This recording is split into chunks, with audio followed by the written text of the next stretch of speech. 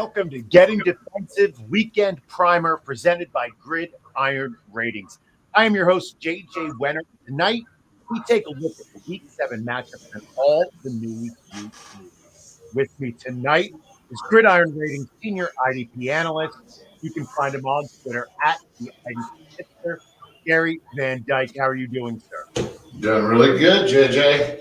Ready to talk some terrible IDP. This is the bipocalypse, as everybody has been saying, and it's hitting me quite hard. But to help us navigate this tricky Week 7 is our returning champion. You can find him on Twitter at Dynasty Tripp Brebner. What's going on, buddy? Hey, what's going on, man? It's a good night. It's I got to tell you, some of my sit starts decisions on the offensive side of the ball are really comical. So the defense looks plumb compared to me. Yeah, there are some. There is a league where I'm starting a player on a bye because I have no other options. It's not pretty right now in that league. But before we kick off, remember to subscribe below for a chance to win the Gridiron Ratings Playbook, the only resource you need for all of your fantasy leagues. We will draw one winner for every 25 new subscribers. So be sure to hit the subscribe button below. Now, gentlemen, let's get to it. The first 1 p.m. game this week is Cincinnati at Baltimore. Now, in this matchup of AFC North contenders, linebacker Josh Bynes has made the trip back and forth multiple times, mostly because he has switched teams each of the past two off seasons. Last week, Josh Bynes also played 77% of the snaps. Is this the week, Tripp, to play the revenge card for Bynes? I think so. I saw earlier in the week that Josh Bynes has taken over as the starting middle linebacker, and they moved Patrick Queen over to Will. And Bynes has been a stabilizing force in the defense and out there to contain the run. And we've seen Cincinnati not really push the ball deep a lot, but it shows some Joe Mixon and get some running back action involved. I like Bynes. It's a deeper league type option. As you mentioned, only 77% of the snaps. So you're not trotting him out there in your typical 3 linebacker league. But if you're looking for a fourth guy, I think he's a pretty good spot. Heck, I mean, I guess if you're in bipocalypse, maybe he is your third guy. So I don't hate it. Gary, where are you at with Bynes? Do you have any confidence in him moving forward? Oh, believe me, I'm in some deep leagues, and I don't think I could find any of him, but I got a couple of Kaiser shares. So it was that desperate. Our scenarios are really messed up this week. We've got these bye weeks, got all these injuries, people not practicing, people going down last week, just creating all kinds of chaos. I'm personally avoiding this situation with Bynes if I can, and Queen. Of course, I don't have any Queen shares. I mentioned before I wasn't going to pay that ADP. I was never in love with them to that point to go there. But when it comes to Bynes, I mean, on paper, yeah, just like Tripp said, deeper formats. He's a shiny option. I'm personally avoiding this week. I just want to see those snap counts repeat themselves. But unfortunately, we don't have that luxury this year. At this point, it's chaos out here. People in deep formats, you're having to work for it to try to find those viable plays in deeper formats. So anyway, yep, Tripp nailed it. Now, just before, Gary, before we went live and when Tripp came on, we were talking about linebackers and their snap percentage. Now, there used to be a time where if a linebacker wasn't playing 90 to 100% of the snaps, they weren't really worth a start. Tripp, are you finding now that there are more situational linebackers that are worthy, even if they're only playing 70% of the snaps? I'm working harder to find guys that play 100% of the snaps. And it's just, I remember looking at it earlier at the beginning of the season. I had about 25 guys that I felt confident in that. And I just felt like that was low. I just felt like it was, I was a little surprised, but it feels like it's usually 30. And it's not a huge change, but it seems like the beginning of a bigger change across the league. So now as we get into this, you get guys like Bynes and Kaiser, who was mentioned. You don't expect those guys to play 100% of the snaps, but during bye weeks and injury crunches and whatnot, yeah, you're just going to have to roll those guys in some weeks, and especially if you're playing in the full IDP leagues with 11 starters that we're typically making recommendations for. So yeah, that's just the life of it. Now, when you get to the playoffs, you hope you have, the solid guys. So you want to take those guys and consolidate resources when you can, or towards the trade deadline. But during this time of year, you make do. You push through, especially if you're a 500 type team in Dynasty. You don't want to go one way or the other. You don't want to kind of commit one way or the other yet. And these are exactly the types of guys you try to muddle through with. So do you think, Gary, that linebackers are becoming the running back of the IDP world, where you're going to see fewer and fewer bell cow linebackers, and it's going to be more of a committee approach across the league? Oh yeah, this has kind of been in the works for a while. You mentioned in the past we could have really depended on a lot of these squads that have 290% linebackers each week, and over the last few years, I'm going to guess around the last 6 years, we've been seeing a lot more heavier defensive back sets, whether it's 3 safeties or 5 defensive backs, whatever it is. We're seeing a lot more of these to try to stop this pass a little bit more. And then at the same time, they handcuffed the defensive backs a few years ago by saying, hey, you can't touch, they can't play as hard as they used to. They by right, you can't take the guy's head off, There's certain things that they've hampered that. So they get that score up. Hey, folks, it's all a marketing thing. NFL knows what they're doing with their product. And if they make the offense chime, it's not like I remember the 1980s when you would watch a game 10-20 and was excited that there was that much production in the game, right? So, yeah, either way, there's been a thing. It's like right now on the flip side of these, not only is it harder to find those full-time guys, we're going to have to start trusting some of these ones that are getting the 70%, which is a lot lower, which we used to kind of avoid. You got guys like Roberts, Bentley. I could probably name a few others, not discounting all the extra corners and defensive backs that we seem to be throwing into the pool. It only makes sense. Less linebackers with these full-time roles. They're not actually bringing in 5 linebackers and they're not rotating them. They're just taking the 2 or 3 same ones they usually do, and they're taking them out of packages and putting defensive backs in, putting more players in the pool at that position. And this is just my outlook on it. But when it really boils down to it, we're going to have to start trusting some of these guys. If, like, as bad as it is right now, if Roberts was available, I would consider playing him, because it seems like he gets put in for those 70% of the snaps in a situation, in a role to be productive. It's not like he's on there and scattered all over the place. They actually seem to get production. So we're going to have to consider some of these guys if it continues to go this way. And it just seems to be trending on and on.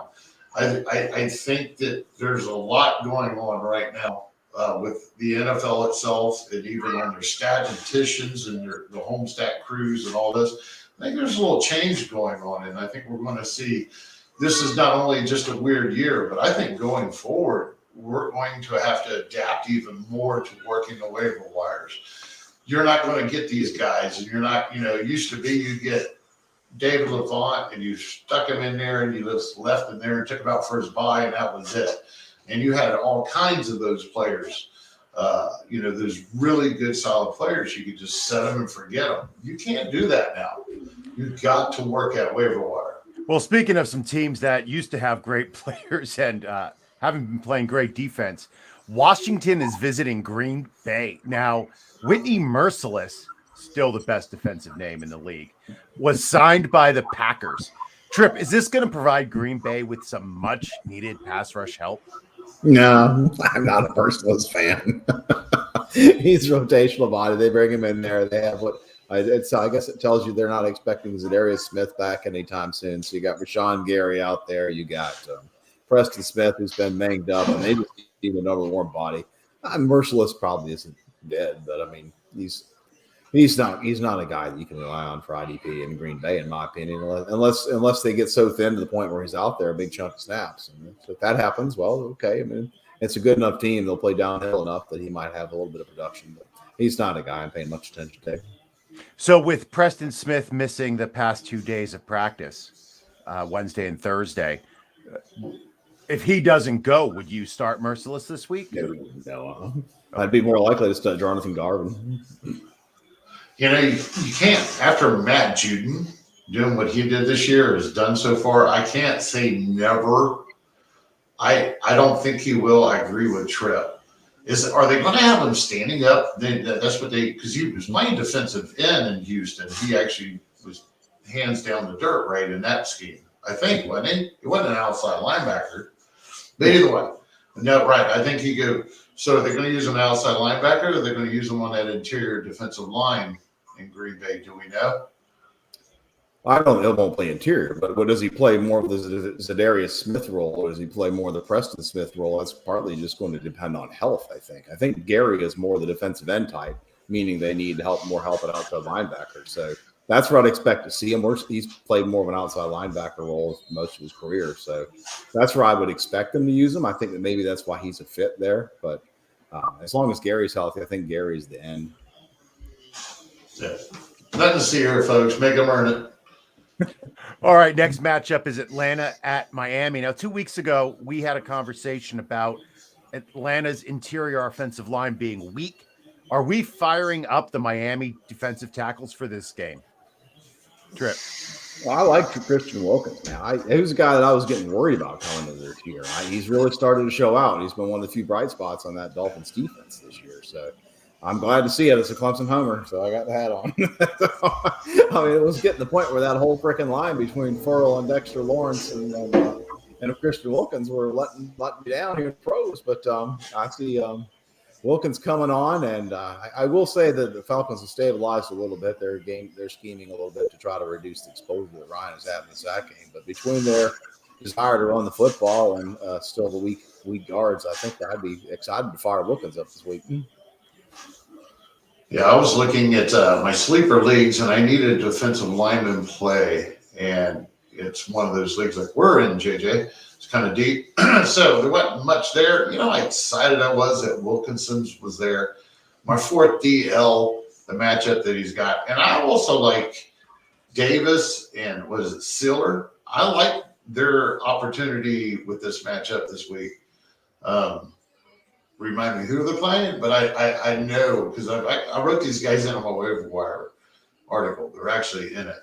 Or they're on the rolling waiver wire. So you just got to put in today. I really suggested that people in deep they'll get enough production. You're not going to take a zero. Again, folks, this week 7, we're going through, I called it a shit show. So pardon my French.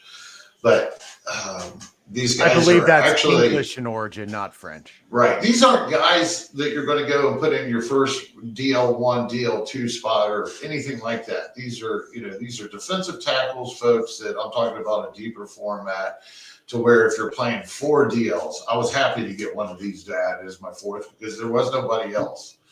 Oh, and I'm going to tell you all a good secret. What's that defensive tackle that got suspended for New Orleans? David Onyemata. Okay, people, watch that name. You see that name, and you're needing some depth. Or that kid, before he got suspended, he was supposed to be their key player on the interior defensive line. And when he gets back, it's going to take him a couple of games to get up to speed. But if he's, I think he was suspended for enhancement. So hopefully none of that enhancement wore off because he really flashed last year, but we'll see what he's got. Rush enhancement and flashing? What are we talking about? This is a football podcast, man. Yikes. Well, let's stick with Miami. Can I trust the Dolphins to give Brandon Jones another 70+% of the snaps this week?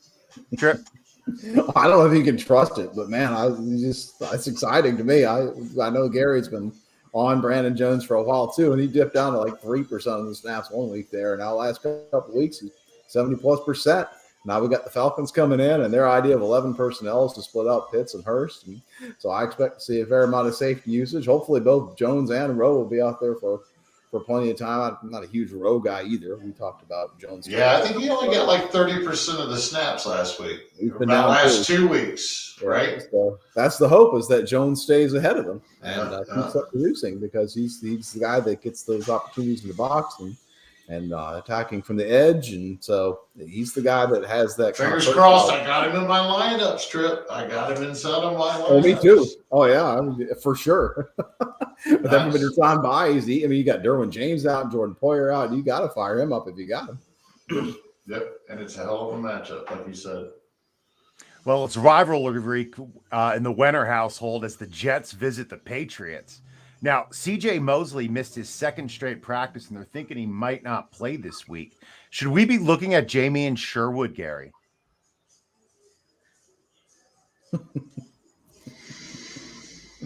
That's a no. All right. My whole philosophy this week, as much as this is a really appealing matchup against New England, especially for the safeties. If Marcus May doesn't play, I'm not playing nobody, because when I looked at the snap counts, everybody was all over the place. Realistically, I'm not confident in anybody's role unless Marcus May is in there. And then my golden rule is if a player is on IR, you don't play them as soon as they get back. If they've been out for a couple of games, they're likely not worth it. It's hard to turn down putting May in there if they declared him 100% healthy. I'd probably put him in there for the upside that this matchup this weekend has. But other than that, Bryce Hall, maybe. I think that's your cornerback that's on fire. I mean, I don't know. We were talking about the Jets, right? Yeah. Okay. Yes, Sorry we were. about that. Yes, It's we were. long-winded. I forgot where we were. Oh, Gary. Well, Tripp, you actually mentioned Bryce Hall earlier to me. Now, I've been very excited because we actually have a defensive back who's breaking up passes. I didn't know you could do that. I thought that was against the rules because we had stopped doing that for a few years. But I thought the Jets was caught out doing Stubbs all the time. I'm not sure what's going on. Why are they always waving at the ball? Never hitting it. But Bryce Hall is definitely showing up in cornerback leagues. Is he as good as I think he is?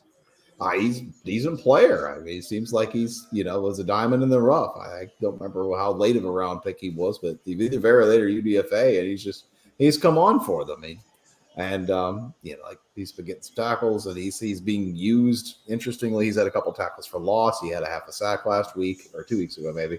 But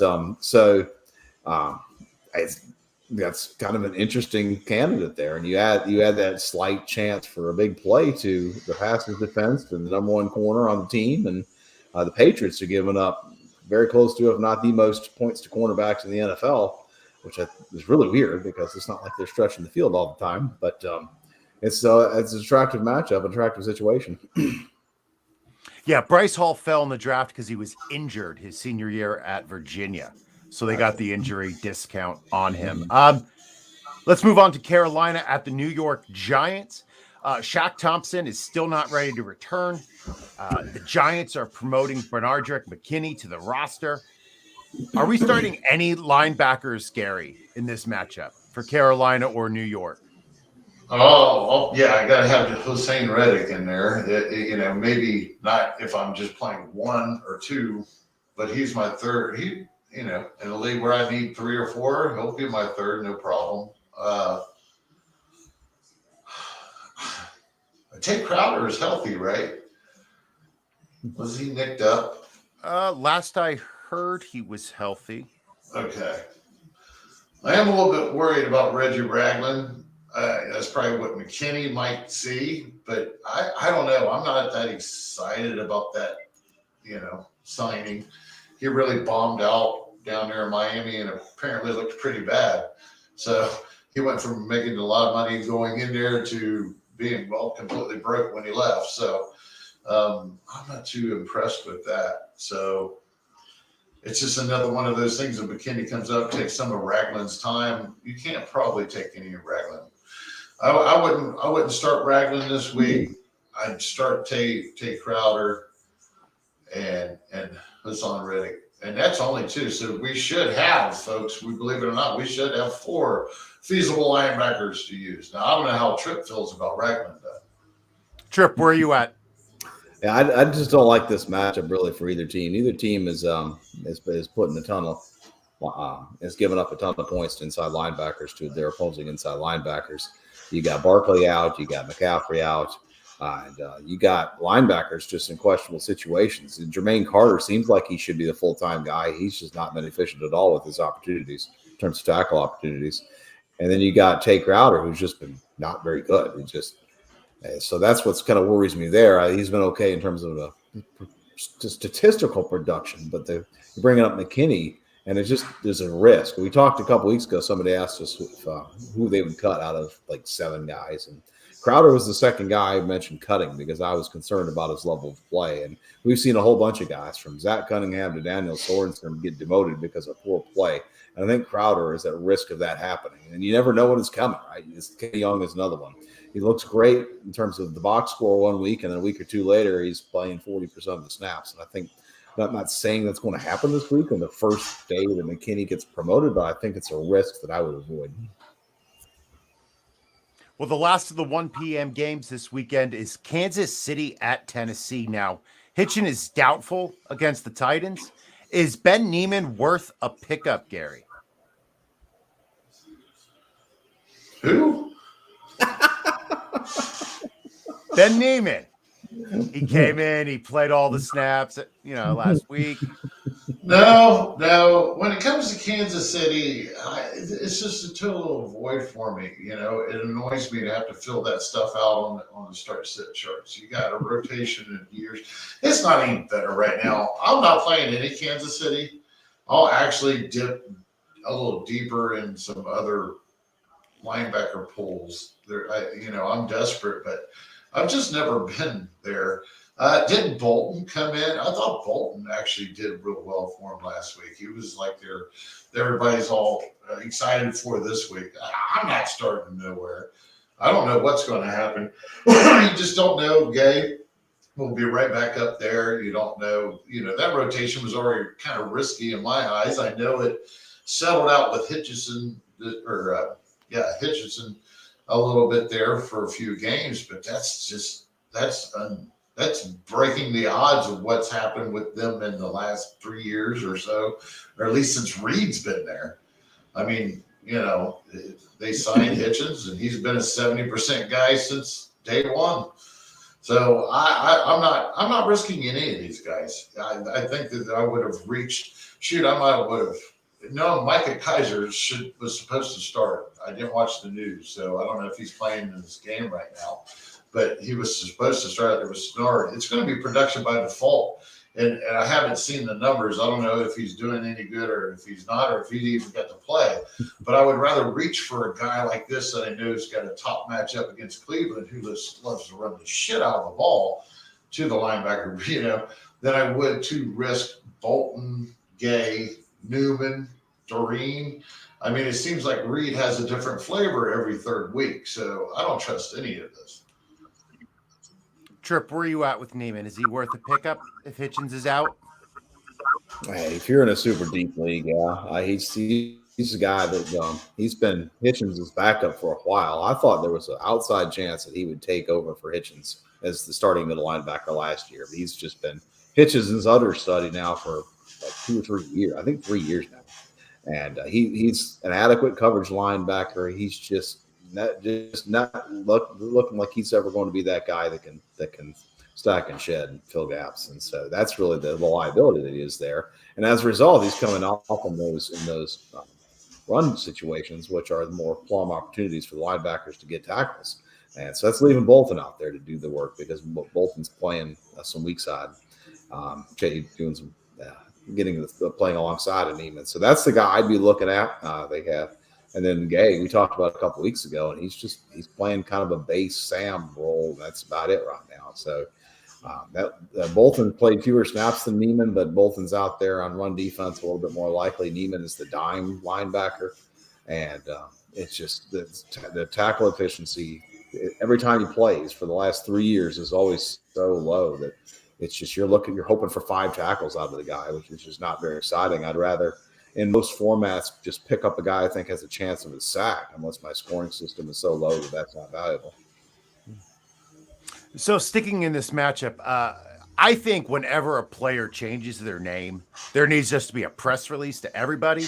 When you talked about Jackrabbit Jenkins last week, I didn't know who the hell you were talking about, Tripp.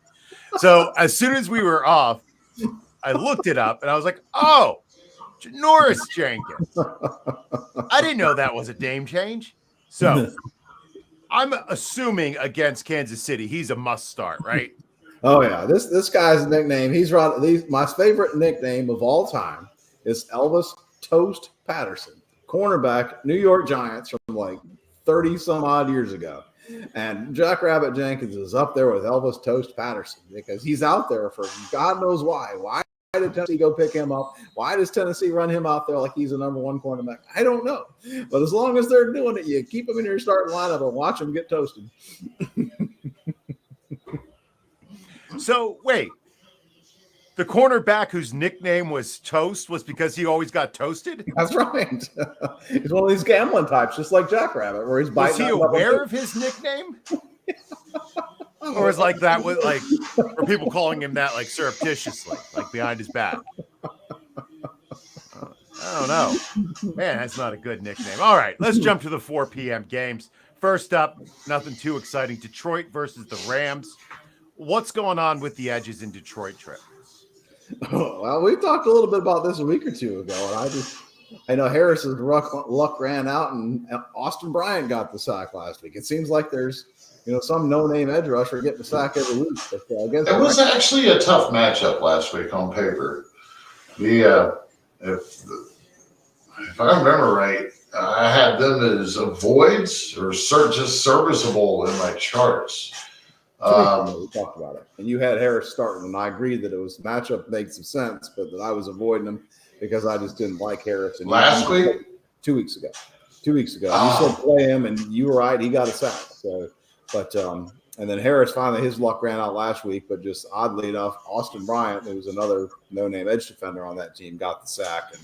But I wouldn't mess with either of these guys against the Rams this week. They're just not giving up much production for pass rushers.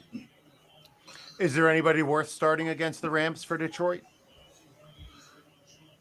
Tripp or Gary? Probably. I hate to say it, but Anzalonis is not a good matchup for him. Probably Tracy Walker, probably deeper leagues. I don't have any of them as a top tier gotta play. There are some serviceable guys.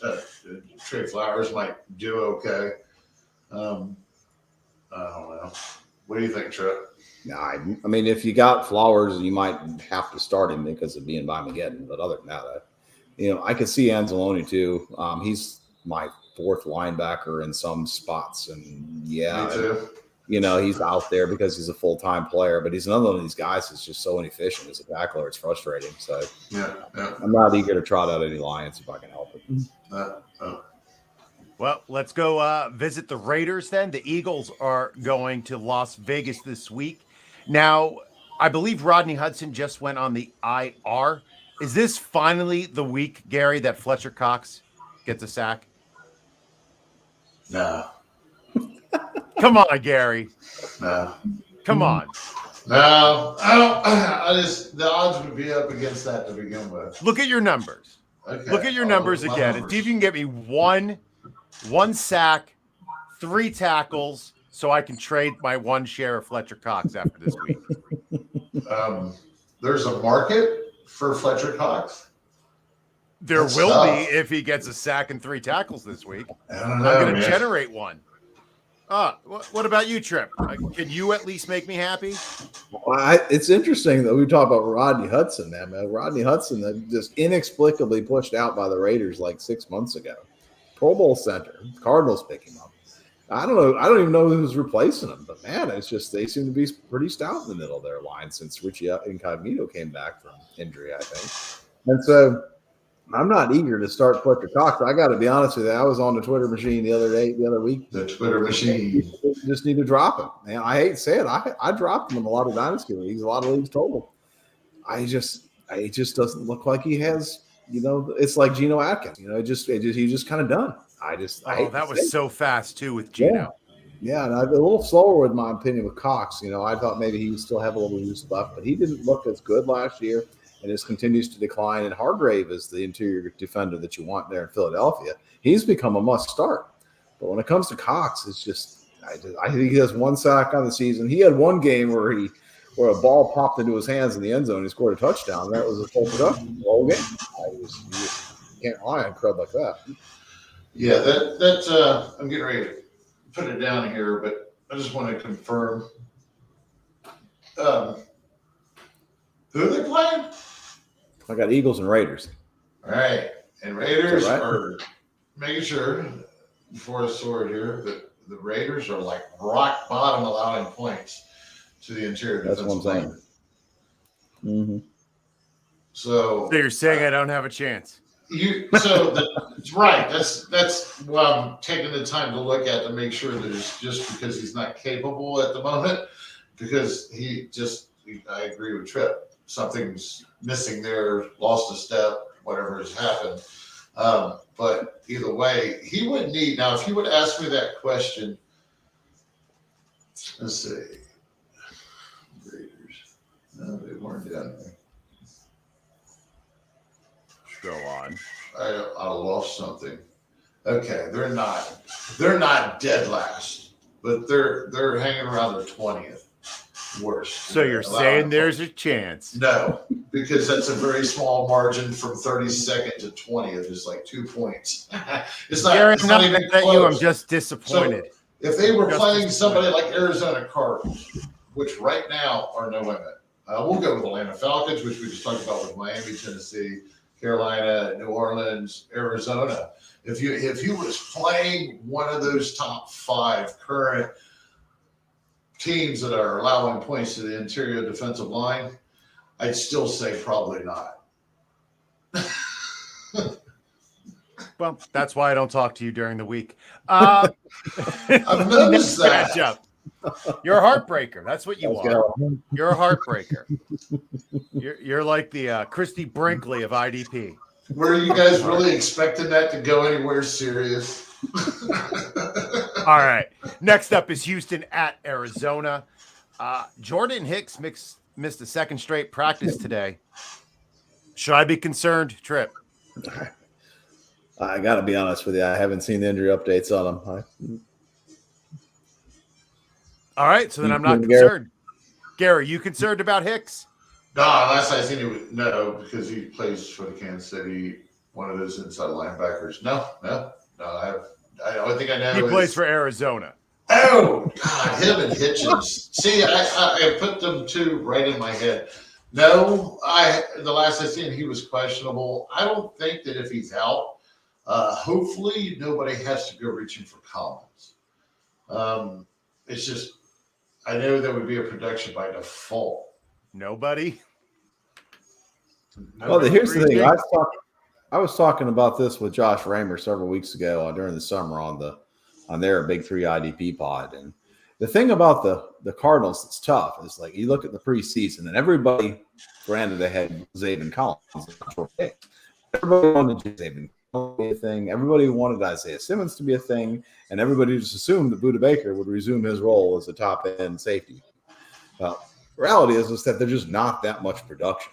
The conversation earlier about who's playing inside linebacker and how many are there, it's like you got a situation where there's only 3 guys in that interior space, right? Because you got 1 to 2 deep safeties, 2 to 3 interior D line, 2 edges and 2 corners, and then guys kind of flip in and out of that box, right? Whether there are some guys that play in there full time, obviously, but Simmons doesn't, but Baker doesn't. And you got the one guy that does is the middle linebacker, Hicks. And if he's replaced by Collins because he's injured, then Collins might be the best play out of all those. It's hard because he might not even play full time. He might play part time. Baker might see more time in the box. So it's a really tough thing to predict when you have a mix of the rotation getting followed up by injury. So, but there's upside. I mean, Collins would have the most upside if Hicks were to miss time because he would be the middle linebacker they're spilling tackles to. In theory. But he's occupying that space. And so if he plays 100% of the snaps, then that would be pretty attractive. But it's obviously a big risk. Now, our last 4 p.m. game is Chicago at Tampa. With Robert Quinn now on the COVID list, Mack missed his second straight practice today. Is there anybody who we're firing up against Brady? Gary? Akeem Hicks is. I'm not taking any of their substitute. I think they got a kid named Gibson or something. I'm like Travis Gibson, yep. Yeah, and I don't think he's done too bad either. You're gonna make me look this up. Who are they playing? Tampa. Chicago at Tampa. Okay, so I am not touching this because so Tampa's bottom 5 and allowing points off the edge. Okay, that's the description of Mack, Gibson, and Quinn's job is off the edge. So against these studs already, I would have already just warned people, hey, this is a desperate play here, in my opinion, based off the facts or the numbers. I'm sorry, not facts. I don't make my own facts up, folks. I used to do that. I don't do that no more. I'm just messing around. But either way, I can't see anybody, and I was getting ready to say Hicks, but I think in the end, I put down Hicks as serviceable if he was desperate because the Tampa Bay also, they just don't allow that much off the defensive line altogether. They are also, no, they do allow. So it was Hicks. Sorry, they do allow on the interior defensive line, which technically Hicks might be a defensive end, but he plays on the inside of the outside linebacker that's rushing. So he's interior defensive end lineman. So I think I put down serviceable or solid on him. Other than that, and that'd be a reach because Hicks is hot and Hicks is not. And he's an older dude, so I'm not sure that any of these guys across the front would be on my list at all. So Levante David missed for Tampa a second straight practice again. Any idea of when we see him next, Tripp? I saw a report that there was some chance he could play this week. But, it's just one of those things. In that case, it's an ankle. I think it's a low ankle sprain, and so he's missing game, and there's some chance that he'll feel good this week. And that's just one of those things where we'll just have to wait for the Sunday morning, I reckon, and see if he's active or not. If he is, you got to play him just because he's Levante David. But it's certainly not a very appealing matchup because the Bears are just really low in terms of pace and struggling to possess the football. And this is one of those games where, in my opinion, you're just going to have a low number of snaps total because the Bucs could get ahead pretty quickly. And it just could be one of those games that's over by 245 and you're just free, or not free 245, 345, and you're just not even thinking about it. So the thing about Hicks is he's banged up last week and didn't look 100%. He came in clean on one rush and got Rodgers to the ground. So anybody started him was bailed out by that. But this is a game where I gotta avoid pretty much all the defenders I can avoid. I mean, there are some players you name brands that you can't sit, but for the most part, I'm sitting guys. Oh, the one guy I guess you'd want to start with Barrett because he's probably going to get a sack. Now speaking of big names who we might have to sit, JPP has been disappointing this year. He's missing practice time, missing games. Is he a must roster at this point?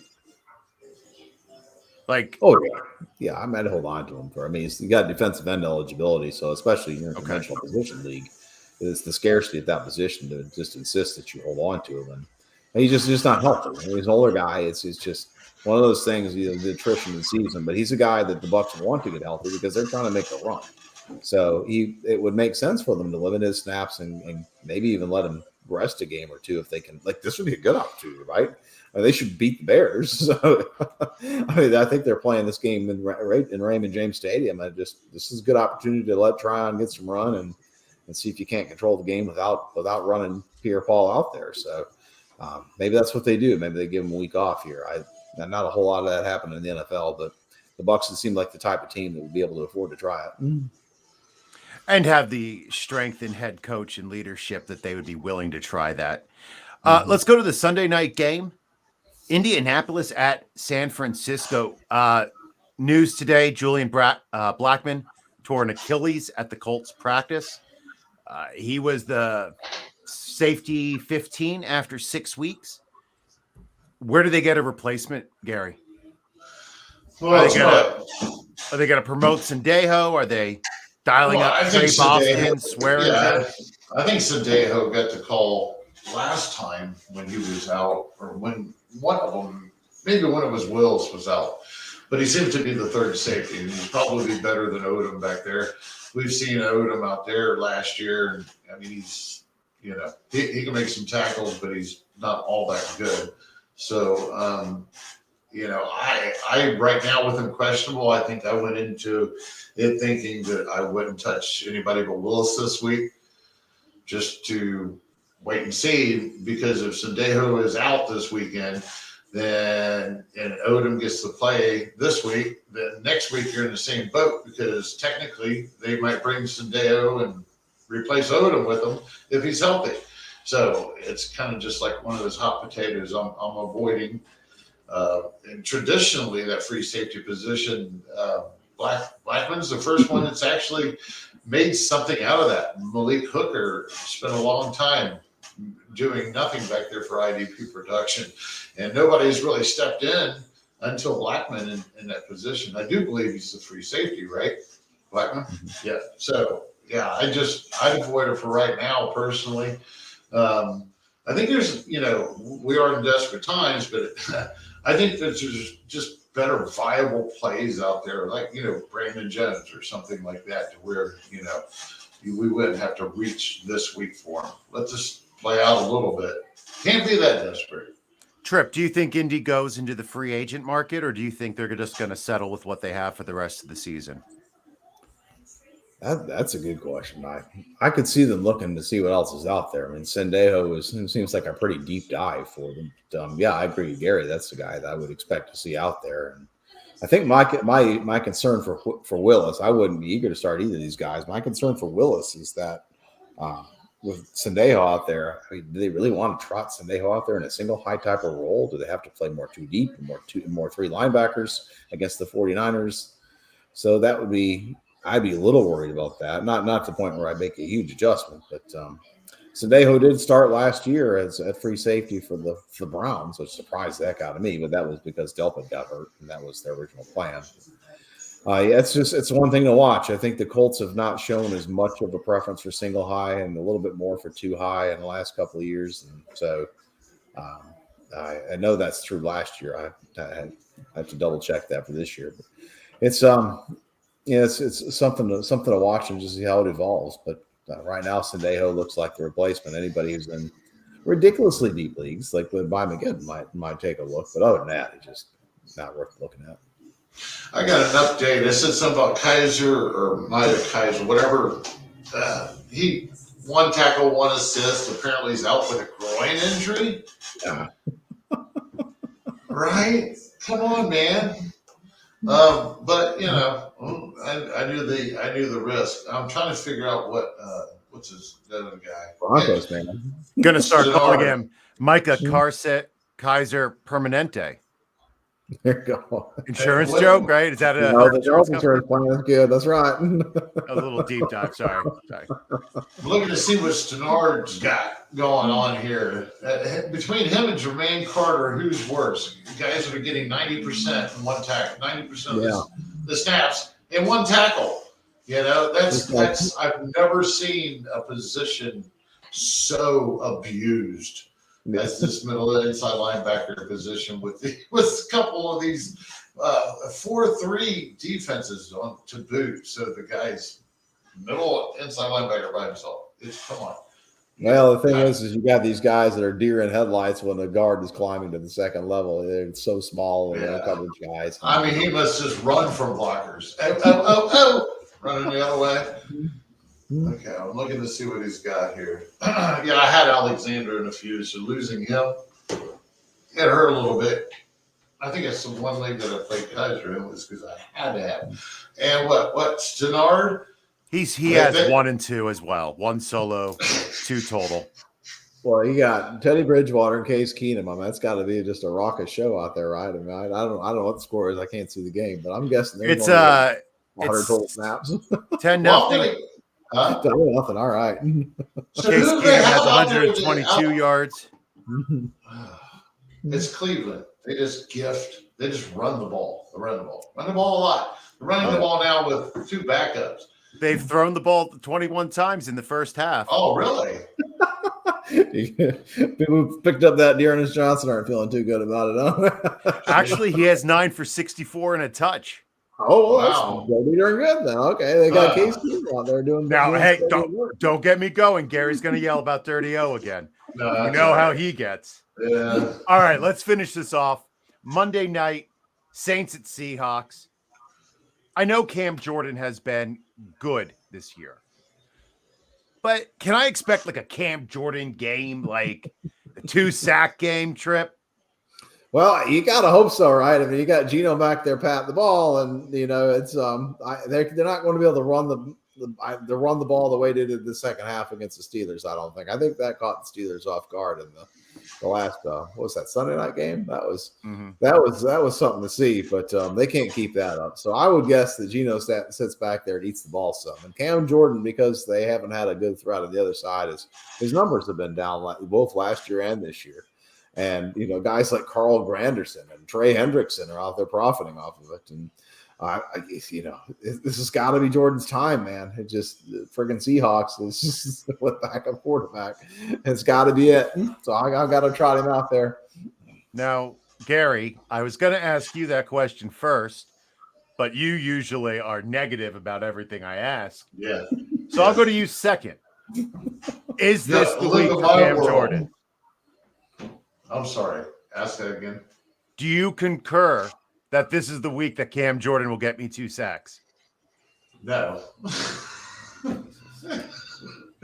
close. I love the matchup on paper. I love the matchup on paper. I think that he's got a good shot that could possibly happen, but it's probably not, because he'll get one. He'll get one in a maybe another tackle for a loss or something. I like the matchup, but it's how they're used, just like Tripp mentioned for the last couple of years. They're using him in a different position. He's not actually necessarily rushing from the blind side like he just continuously was in his prime and when he was just kicking ass. He's not used the same, and I'm afraid that's what's going to hamper that idea of getting 2 sacks, is because you got that K. Passingen or they got another defensive end. He's doing well. And then you got the Gary Ganderson, or I don't know, that rookie. He's doing okay. And it just seems to be, how they're using him. His role is keeping him from producing like he used to and living up to a matchup like this. He hasn't lived up to a matchup yet this year. I've had to stop saying, okay, this should be a matchup, start him. And now I'm just going with, hey, you might want to look at him as just a solid play if you need some depth or something, because he's just not in that position to make the plays anymore. Well, it's in the way that you use it. I think that was the song from The Color of Money. Michael Diaz jumps in with a question. Jonathan Greenard or Leonard Floyd this week, Tripp? Well, I will go Floyd, because I do like his chances to take the former Ram, Jared Goff, down to the ground in a game that the Rams should be crushing the Lions. In the game that the Lions will probably be just, flailing around and throwing the ball. And so that's attractive. But I want to give a quick shout out for Jonathan Greenard, because he's looked really good. He was my top waiver wire pickup this week. I spent way too much on him on one league. But I wanted him, so I got him because he's looked good out there. He's the one who's pushed Whitney Merciless out the door. So he's an attractive name as well, and one that's worth getting situational starts down as we progress in the season here. Thank you, Michael, for the question. Gentlemen, it is time for final thoughts. You can find Tripp at Dynasty Tripp on Twitter. His work is at dynastyfootballfactory.com. Tripp, any final thoughts? I was thinking if Gary was ever a school teacher, he would not be able to use his students' names. He'd have to call them out by row and seat number. And then I'd still say, whatever. You. Right. It's okay. I read, it's funny. You would think, because I know the players in my head. I got a little depth charts for each team in my head of these guys on defense and stuff, and except for the corners, I leave those guys to you, Tripp. But with all this stuff in my head, that's what I'm doing in my head. Hey, you, yeah, you're the one I'm thinking of. That's the one I want to talk about right there. So that's how it comes out. Well, literally the OG of IDP can be found at the IDP Tipster on Twitter. Subscribe to Gridiron Ratings for all of his IDP analysis. Gary, thank you for that final thought. I'm going to replace you with a sad trombone for the next pod. All right, ladies and gentlemen, I'm at JJ Wenner on Twitter. Thank you to Tripp and Gary for joining me tonight. Thank you to everyone out there for tuning in. Make sure you tune into our IDP First Take, hosted by Craig Reith and the crew. Don't forget to subscribe for a chance to win a Gridiron Ratings Playbook. And remember, your path to the title starts with Gridiron Ratings.